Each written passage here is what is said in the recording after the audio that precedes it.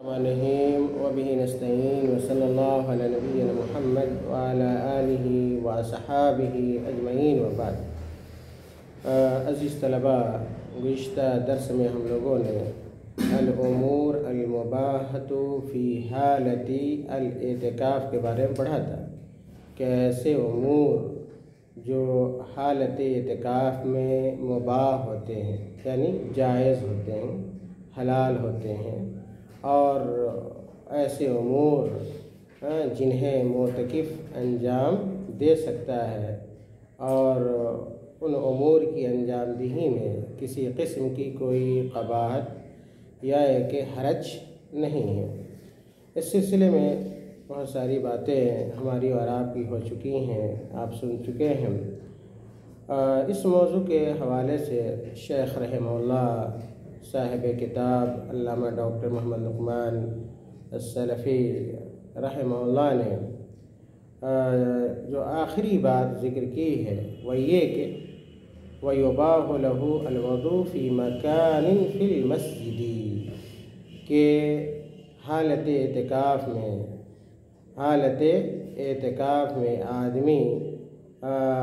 مسجد کی جگہ کیا ہے وضو کر سکتا ہے۔ الوضوء فی مکان فی المسجد، مسجد کے اس حصے میں جا سکتا ہے، اس گوشے میں جا سکتا ہے جہاں وضو خانہ ہے، جہاں کیا ہے وضو خانہ ہے، اور وہاں جا کر وضو بھی کر سکتا ہے، اس میں کوئی حرج کی بات نہیں۔ اسی طرح معتکف کے لیے بھی جائز ہے کہ وہ مسجد میں کیا ہے خیمہ لگائے، مسجد میں خیمہ لگائے۔ وَيَجُوزُ لَهُ أَن يَتَّخِذَ خِيمَةً صَغِيرَةً فِي مَكَانٍ فِي الْمَسْجِدِ،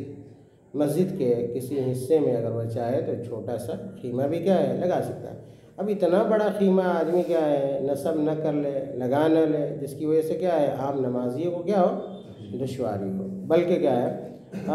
حاجت اور ضرورت کے بقدر ہی آدمی کو خیمہ لگانا چاہیے۔ اور خیمہ لگانے سے متعلق آپ صلی اللہ علیہ وسلم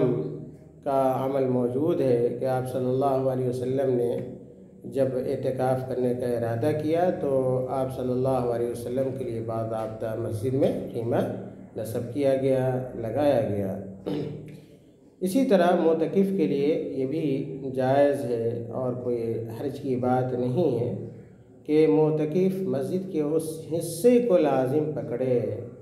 جہاں وہ اعتکاف کیا ہے کرنا چاہتا ہے، کسی جگہ کو خاص کر لے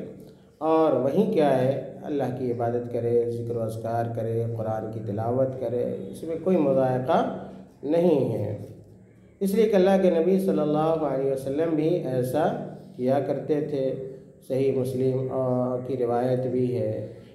کہ نافع کہتے ہیں کہ وَقَدْ أَرَانِي عبد اللہ بن عمر المکان الذي كان يعتكف فيه رسول اللہ صلی اللہ علیہ وسلم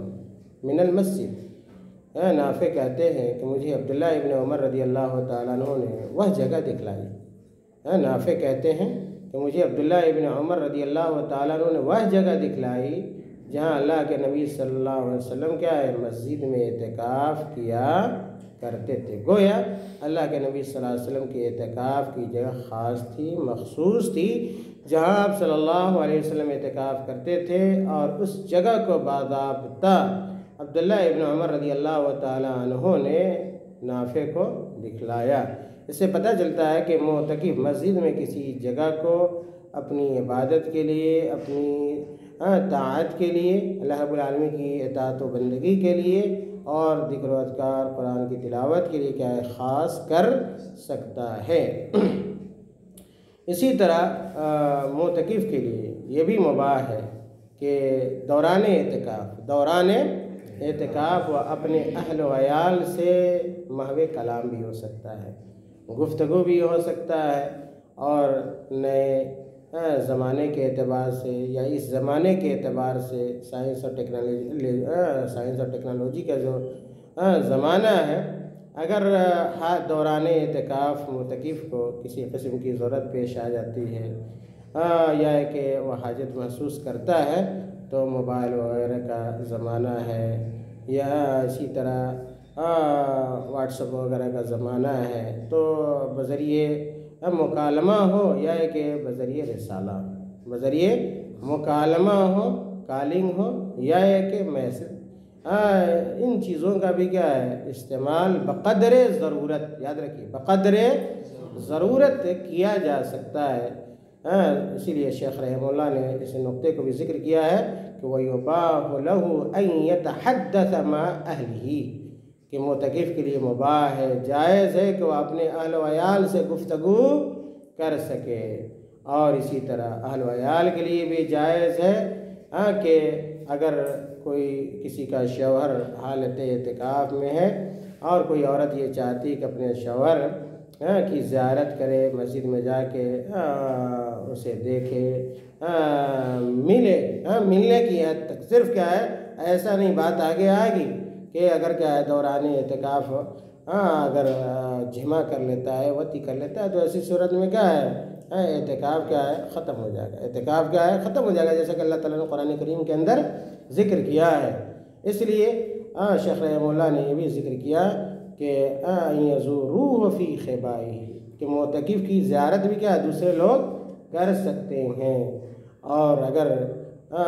کوئی شخص کسی معتکف کی زیارت کرنے آ رہا ہے تو معتکف مسجد سے باہر نکل کر اس کو گھر تک بھی پہنچا سکتا ہے۔ اور اس سلسلے میں صفیہ رضی اللہ تعالیٰ عنہ کا واقعہ بڑا مشہور ہے حدیث کے اندر، جو صحیح بخاری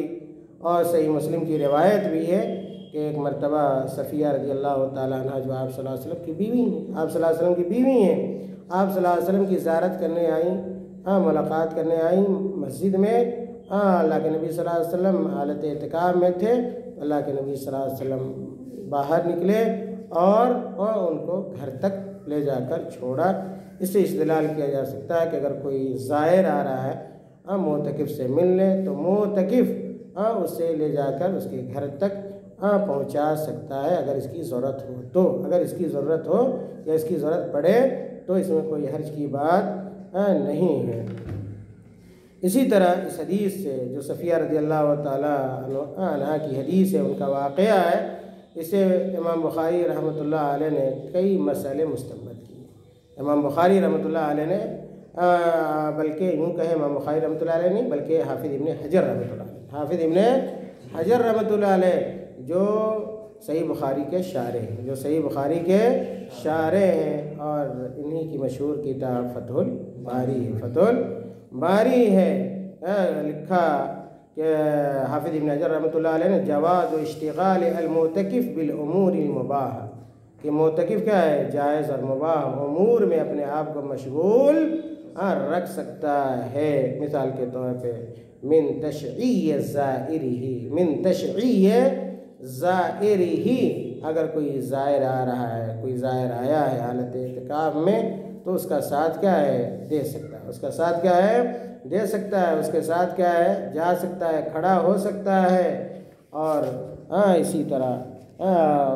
حافظ ابن حجر رحمۃ اللہ علیہ نے اس بات کی طرف بھی اشارہ کیا ہے وَإِبَاحَةِ خَلْوَةِ الْمُعْتَكِفِ بِالزَّوْجَةِ وَزِيَارَةِ الْمَرْأَةِ لِلْمُعْتَكِفِ،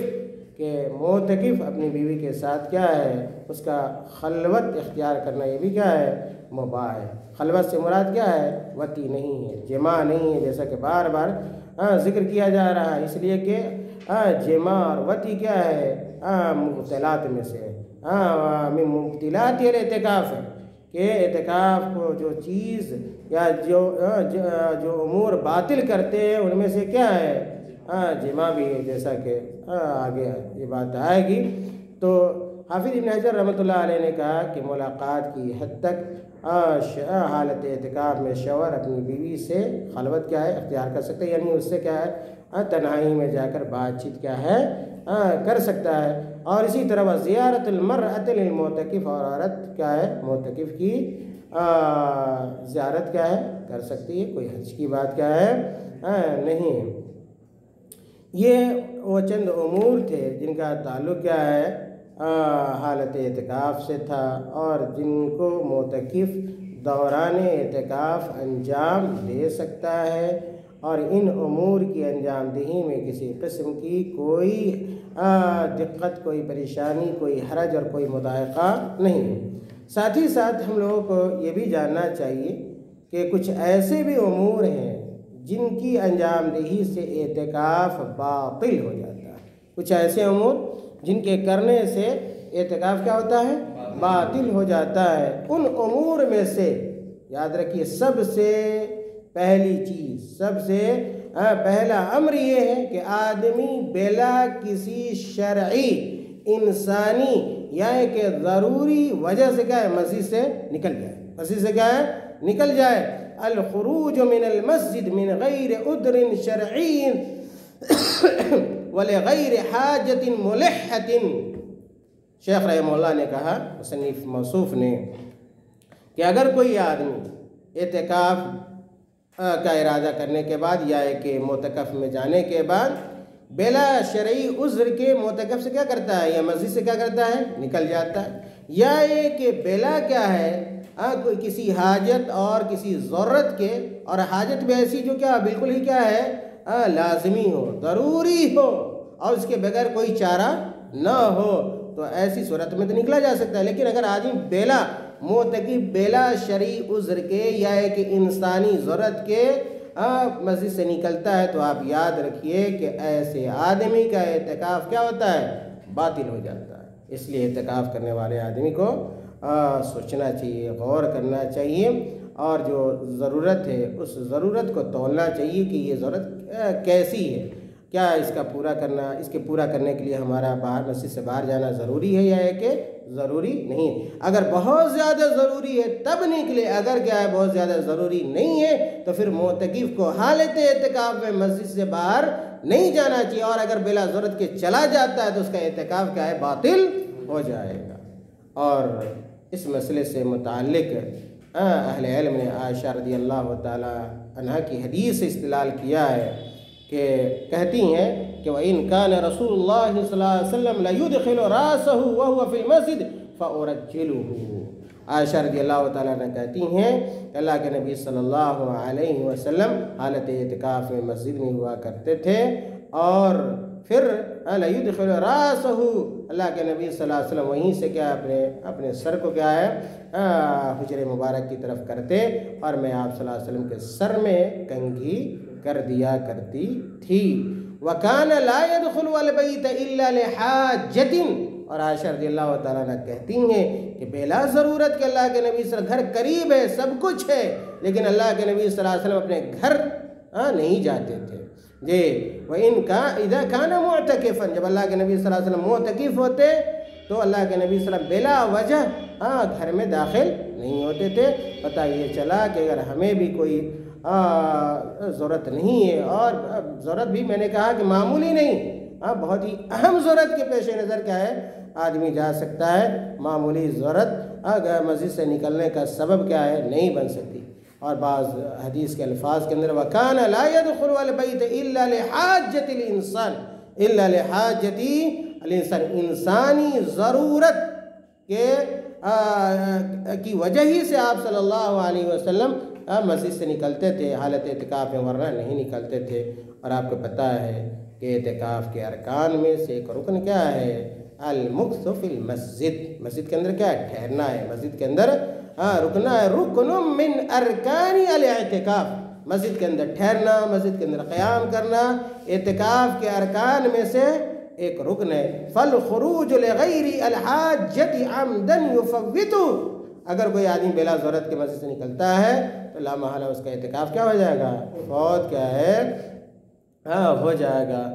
حافظ ابن حزم رحمۃ اللہ علیہ نے کہا کہ واتفقوا علی ان من خرج من معتکفہ فی المسجد لغیر حاجہ ولا ضرورہ وبر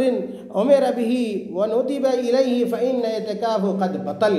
حافظ ابن حزم رحمۃ اللہ علیہ نے کہا اس بات پر تمام علماء کا اتفاق ہے کہ اگر کوئی شخص مسجد سے اور معتکف سے بلا کسی ضرورت کے، بلا کسی حاجت کے نکلتا ہے، اور مثال کے طور کوئی ایسا نیک کام نہیں جس کا اس کو حکم دیا گیا اس کے لیے نکل رہا ہے، یا کسی مندوب کام کے لیے نکل رہا ہے، تو پھر ایسے آدمی کا اعتکاف کیا ہو جائے گا؟ باطل ہو جائے گا. ایسے آدمی کا خلاصہ یہ ہوا، ذہن میں رکھیے کہ کوئی شرعی عذر آ جائے یا انسانی ضرورت ہو جائے یا ایک آدمی مسجد سے نکلنے پر کے لیے مضطر ہو جائے، ایسی صورت میں معتکف کیا حالت اعتکاف میں مسجد سے نکل سکتا ہے، ورنہ اگر یوں ہی اگر نکل جاتا ہے بلا وجہ کے، بلا سبب کے، بلا اضطراری صورت اور شکل کے، بلا شرعی عذر کے، تو ایسے معتکف کا اعتکاف باقی نہیں رہتا ہے۔ یہ پہلا نقطہ ہے اور پہلا مبطل ہے جس کی وجہ سے اعتکاف باطل ہو جاتا ہے۔ دوسری جو علت اعتکاف باطل ہونے کی شیخ رحمہ اللہ نے ذکر کی، الردۃ عن الدین۔ اگر کوئی حالت اعتکاف میں ہے اور شیطان اس کو اکساتا ہے، آمادہ کرتا ہے، ورغلاتا ہے، اور وہ آدمی کیا ہے، مرتد ہو جاتا ہے، وہ آدمی کیا ہے، مرتد ہو جاتا ہے، تو اللہ تعالیٰ کیا ہے، اس ارتداد کی وجہ سے، دین سے برگشتہ ہونے کی وجہ سے اور دین سے پھرنے کی وجہ سے اس آدمی کا اعتکاف کیا ہے، باطل ہو جائے گا۔ اللہ تعالیٰ نے کہا لئن اشرکت لیحبطن عملک، لئن اشرکت لیحبطن عملک، اگر آپ شرک کرتے ہو تو اللہ رب العالمین آپ کے اعمال کو، اعمال صالحہ کو حبط کر لے گا، ضائع کر دے گا۔ جی کہا فبالردۃ خرج المرتد من دین الاسلام وبطل عملہ، ردت کی وجہ سے، ارتداد اور دین سے پھرنے کی وجہ سے یہ مرتد دین اسلام سے خارج ہو جاتا ہے، اس کا عمل بھی باطل ہو جاتا ہے، اور جو اعتکاف تھا وہ اعتکاف بھی کیا ہے، اس کا ختم ہو جائے گا، باطل ہو جائے گا۔ تیسری جو چیز شیخ رحمہ اللہ نے ذکر کی ہے مبطلات کے حوالے سے، ذہاب العقل بجنونہ او سکر، کہا کہ اگر آدمی کی عقل کیا ہے، زائل ہو جائے، اگر آدمی کی عقل کیا ہے، زائل ہو جائے، پاگل ہو جائے، جنون اس کے اوپر طاری ہو جائے، یا ہے کہ بے ہوشی کیا اس کے اوپر طاری ہو جائے، تو لا محالہ پھر کیا ہے، اعتکاف باطل ہو جائے گا۔ اس لیے کہ جب عقل ہی نہیں رہی تو خیر و شر کی تمیز کیا ہے، باقی کیا ہے، نہیں ہوگی۔ اور عبادت کے لیے آپ کو پتہ ہے کہ عقل کیا ہے، شرط ہے، عقل کیا ہے، شرط ہے، لِأَنَّهُ فَاتَهُ الشَّرْطُ التَّمَيُّزُ، اس لیے کہ جو تمیز کی جو شرط تھی لا محالہ کیا ہے، وہ ختم ہو گئی، اس لیے کیا ہے، یہ عبادت بھی کیا ہے، ختم ہو جائے گی۔ چوتھی چیز جس سے اعتکاف باطل ہو جاتا ہے، الحید والنفاس، اگر کوئی عورت ہے اور حالت اعتکاف میں ہے اور حیض کا کہ ایام آ جاتے ہیں، حیض کا سلسلہ شروع ہو جاتا ہے، اور اسی طرح کیا ہے، ولادت کا موقع آ جاتا ہے، تو ایسی چیزوں کی وجہ سے بھی اعتکاف کیا ہوگا، باطل ہو جائے گا۔ اس لیے کہ اعتکاف کے لیے کیا ہے، طہارت شرط ہے، لِكَوْنِ الطَّهَارَةِ مِنْهُمَا شَرْطًا لِصِحَّةِ الاعتکاف، کہ ان دونوں چیزوں سے، یعنی حیض کی غلاظت اور اسی طرح نجاست سے، اور اسی طرح نفاس کی غلاظت اور نجاست سے، یہ پاکی کیا ہے، ضروری ہے، کس کے لیے، اعتکاف کے صحیح ہونے کے لیے، اعتکاف کے صحیح ہونے کے لیے۔ اعتکاف اسی وقت صحیح ہوگا جب عورت حیض سے اور نفاس سے کیا ہے، پاک و صاف ہو۔ پانچویں چیز جس کا تذکرہ اور اس کی طرف اشارہ میں نے بار بار کیا کہ حالت اعتکاف میں اگر جماع پایا جاتا ہے تو اس سے بھی کیا ہوگا، اعتکاف باطل ہو جائے گا۔ اللہ تعالیٰ نے قرآن کریم میں ارشاد فرمایا وَلَا تُبَاشِرُوهُنَّ وَأَنْتُمْ عَاكِفُونَ فِي الْمَسَاجِدِ، آپ کیا ہے، یہ سوال اور اشکال رکھ سکتے ہیں کہ آدمی تو مسجد میں ہے اور مسجد میں اس طرح کا کیا ہے، عمل کیا ہے، انجام نہیں دیا سکتا، تو آپ کو سوچنا چاہیے کہ معتکف کے لیے بھی جائز ہے، مباح ہے کہ کسی ضرورت سے اپنے گھر بھی کیا ہے، جا سکتا ہے، گھر گیا اور اس طرح کے خیالات اس کے ذہن و دماغ میں پیدا ہوئے، اب بیوی سے کیا ہے بات چیت کی، اور پھر کیا ہے، اگر دل میں خواہش پیدا ہوئی اور جماع کر لیا تو لا محالہ پھر اس کا اعتکاف کیا ہو جائے گا، ختم ہو جائے گا۔ عزیز طلبہ، یہ چند مبطلات تھے جن کا تعلق اعتکاف سے تھا۔ اللہ رب العالمین سے دعا ہے کہ اللہ تعالیٰ ہمیں دین کے مسائل کو، دین کے احکام کو اور شریعت اسلامیہ کو سمجھنے اور اس کو برتنے کی توفیق عطا فرمائے، آمین۔ وآخر دعوانا الحمدللہ رب العالمین۔